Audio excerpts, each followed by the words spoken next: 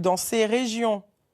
C'est une des épices les plus précieuses au monde, le safran. L'Iran est le premier producteur mondial, mais ces dernières années, la production française a augmenté. La récolte a commencé fin octobre et elle touche à sa fin. Il faut près de 200 fleurs pour obtenir un seul gramme de safran, qui se vend tout de même entre 30 et 40 euros. Le reportage d'Audrey Delabre et Hélène Camille. Marie-Josée Dopazo a choisi les Pyrénées comme arrière-plan. C'est ici, à l'abri du pic du Canigou, qu'elle a implanté sa safranière. Avant les premiers rayons du soleil, du bout des doigts, elle cueille le Crocus sativus.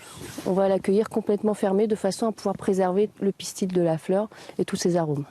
Une récolte en retard cette année de 3 semaines en raison d'une météo trop douce. Pour cultiver le safran, il faut donc du froid, être délicat, mais aussi patient, car l'or rouge se mérite. C'est fini pour aujourd'hui.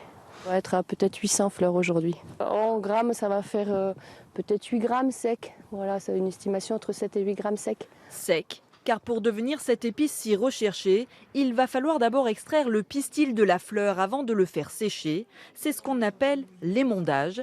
Et comme la cueillette, tout se fait à la main. C'est un travail qui est très très long. Un bon émondeur peut émonder à peu près 500 fleurs à l'heure.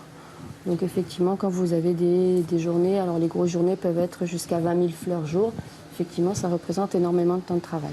Du travail manuel qui se paye, 34 euros le gramme pour ce safran cultivé en agriculture biologique. Dernière étape, la déshydratation. Le safran a perdu 80% de son poids et c'est maintenant en cuisine qu'il révélera toute sa richesse. On entend toujours parler de safran épice, et on pense que épice c'est piquant, c'est poivré. Le safran non, va vraiment aromatiser un plat, il va exaucer les saveurs des arômes.